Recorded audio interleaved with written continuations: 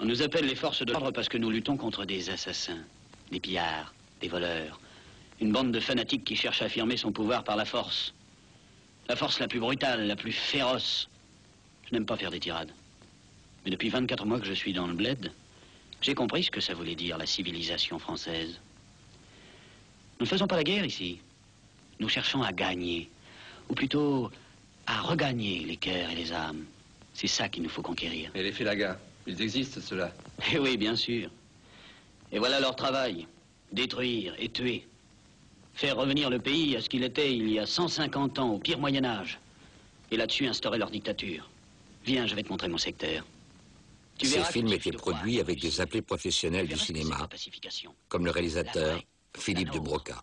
Ça m'amuse d'ailleurs de réécouter tout ça. Vous savez, c'est toujours des commentateurs, très, la France, machin, les troupes vaillantes, machin, les drapeaux qui flottent, et de montrer qu'on est en train de gagner cette guerre contre des salopards de terroristes et un peuple qui ne réclame qu'une chose, c'est de devenir français. Voilà, c'est ça qu'on racontait tout le temps. Hein. Et évidemment d'éviter de montrer la violence de l'armée française. Ce harki, ce fusil de fraternité. Tous ceux-là qui respirent maintenant savent que les autres n'étaient que des égorgeurs. Ils savent que la seule vie possible pour la province algérienne, c'est la France qui la lui donne. Eux savent ce que cela veut dire, la paix en Algérie.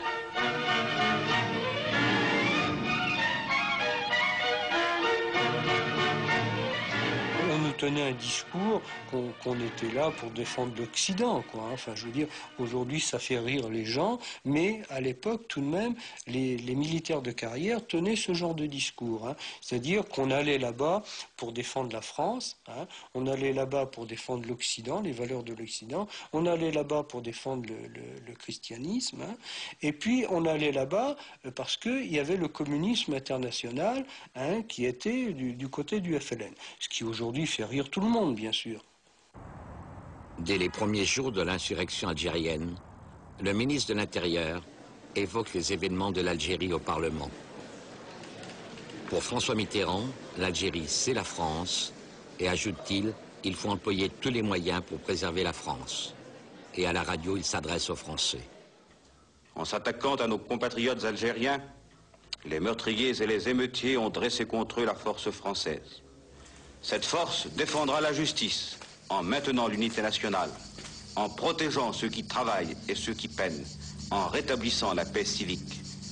Appuyée sur la volonté de concorde et de progrès de l'immense majorité du peuple, elle interdira aux agitateurs, le plus souvent recrutés à l'étranger, la poursuite d'une œuvre de destruction. Si les meneurs ont voulu alerter l'opinion internationale, à la veille d'une session des Nations Unies, ils ont eu tort. L'Algérie, c'est la France, et la France ne reconnaîtra pas chez elle d'autre autorité que la sienne. Mitterrand se veut ferme. La France allait-elle perdre l'Algérie, comme elle avait perdu l'Indochine quelques mois auparavant? 17 000 пленных. Экспедиционный корпус обезглавлен, писала буржуазная печать Франции. Эту песенку напевали французы в блиндажах Бен-Бен-Пу. Солдат шел на войну с надеждой на победу. Возвращается он, битый, грязным бельем в своем ранце. L'armée avait été humiliée.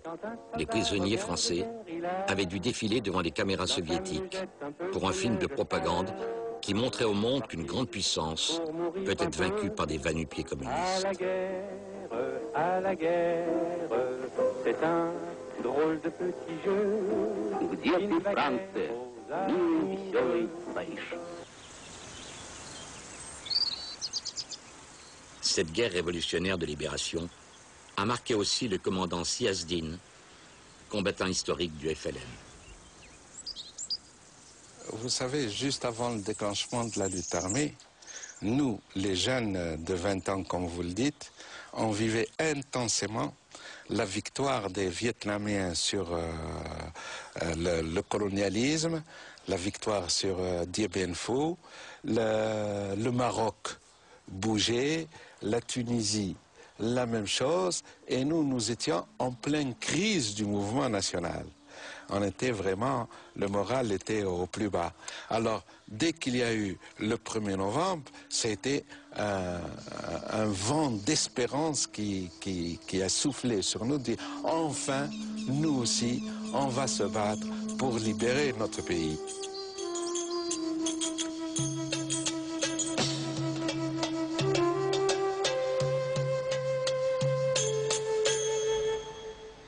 La classe politique est prise de vertige. La droite pense à la grandeur de la France, inconcevable sans colonie.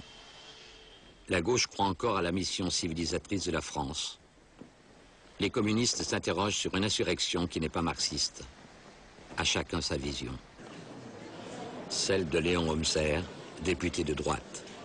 Nous voulons que l'Assemblée nationale se rende compte qu'on ne liquide pas successivement, tranche par tranche, le problème de l'Union française. Un jour la Tunisie, 3 mois après l'Algérie et 3 mois plus tard le Maroc, car c'est l'ensemble qui est en cause. Et pour Joseph Mosembert, député de droite aussi, il n'y a jamais eu de peuple algérien, de nation algérienne, qui peut savoir en tribu à quoi correspond le fédéralisme.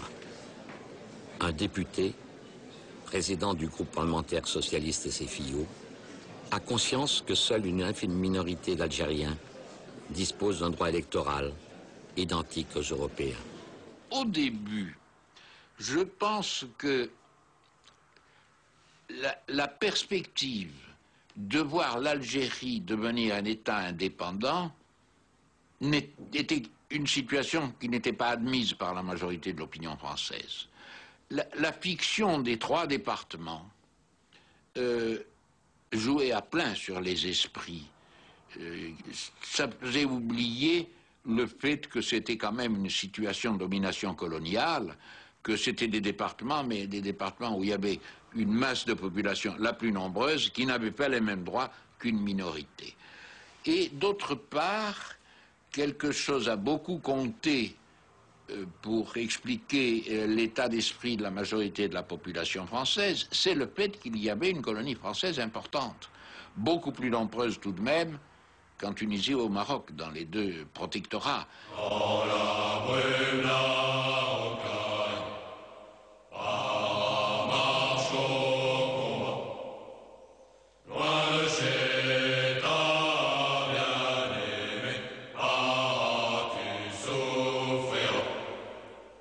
Le départ pour la pacification, c'est le port de Marseille.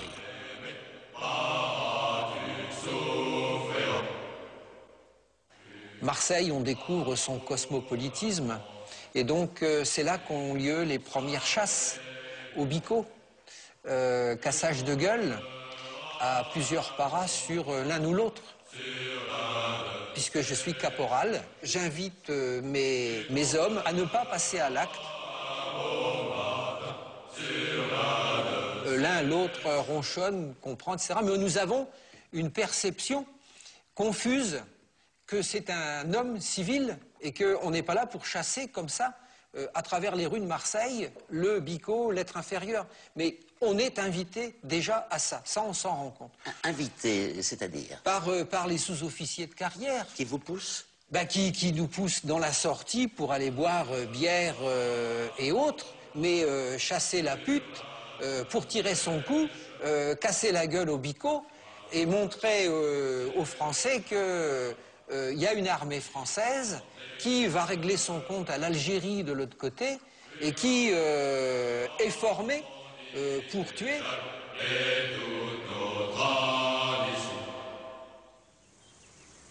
Le récit de Stanislas Hutin, un des premiers soldats qui a le courage de témoigner, me fait saisir que cette guerre ne ressemble à rien aux précédentes. L'enjeu n'est pas le territoire, mais le contrôle de la population par tous les moyens. Nous sommes partis en Algérie avec les consignes que l'on entendait politiques de maintien de l'ordre, de pacification, c'était le terme le plus souvent employé, c'était la contradiction totale. À la fois, on était chargé d'ouvrir les dispensaires, ouvrir les écoles, faire une véritable pacification, et d'un autre côté, pour les besoins du renseignement, ou suite à des opérations menées, à des captures de rebelles, on déclenchait donc tous les moyens pervers de torture pour l'interrogation. Ainsi, à Souk el-Plet, une cinquantaine de hors-la-loi sont restés pris dans les mailles du filet. Leur interrogatoire a permis de compléter la carte de la rébellion, dont les mouvements sont de plus en plus contrôlés.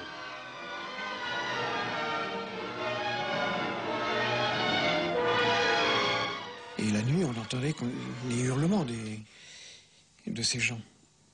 Et donc récupérer le matin les enfants alors qu'ils avaient entendu dans le camp les hurlements de leur peut-être père ou ami, c'était quand même pas très évident.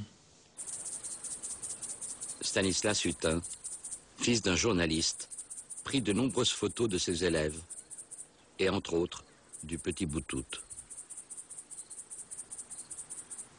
Il y a un gosse de 14 ans par exemple qui avait été pris lors d'une embuscade, je raconte ça dans mon journal, le petit Boutout, qui lui a été également passé à la magnéto. Je l'ai entendu la nuit, j'ai cru d'ailleurs au départ que c'était des cris de chacal, et je n'arrivais pas à penser et à concevoir que c'était le gosse que l'on torture. Comme il y avait d'autres prisonniers, je pensais que c'était les autres. Et c'est le matin que j'ai appris que c'était bien lui, le gamin, qui avait été passé à la magnéto. Je pense que je n'ai peut-être pas été pris au sérieux, que l'on pensait que j'étais d'une très grande subjectivité. Encore une fois, c'était des cas tout à fait rares et épisodiques, alors que, bon, ensuite, on s'est bien aperçu que c'était beaucoup plus général que cela.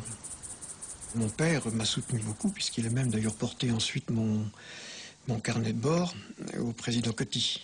Et je pense que le président Coty, je pense pas, je sais que le président Coty en était bouleversé. L'Algérie devient une obsession. Je suis à l'affût de toute information. Dès les premiers mois du conflit, des journaux courageux dénoncent la torture et les exactions.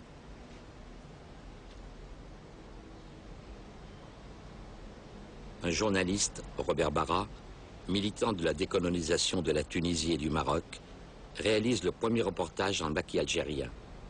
France Observateur est censuré et Barra incarcéré. Accusé de salir l'armée française et de démoraliser les troupes, cette presse est victime de censure et de saisie. L'armée, quant à elle, présente aux soldats les atrocités du FLN.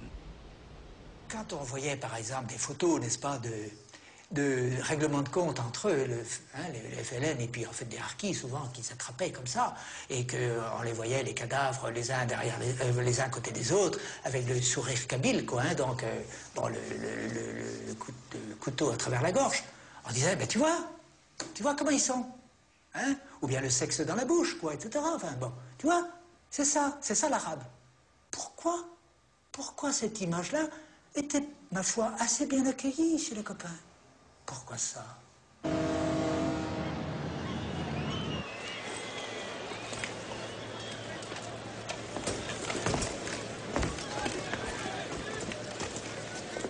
Tous n'ont pas de prévention raciste. Mais la peur est partagée par chacun. La peur des embuscades, bien sûr. Mais encore plus des égorgements. Là, je me rappelle d'un copain qui me disait « Mais t'as raison, moi je comprends pas, qu'est-ce qu'on vient foutre ici? Pourquoi on vient emmerder ces pauvres gars? On vient les emmerder dans leur pays alors qu'ils n'ont rien fait et tout. » Il a été égorgé. Bon, j'ai eu le triste devoir de lui faire sa toilette funèbre et tout. Et avant de l'emmener à l'infirmerie, le capitaine a dit « Non, tu le laisses là, dans l'état où il est. » Et on a réveillé toute la compagnie, on a fait défiler la compagnie, et tout le monde est parti radier le village.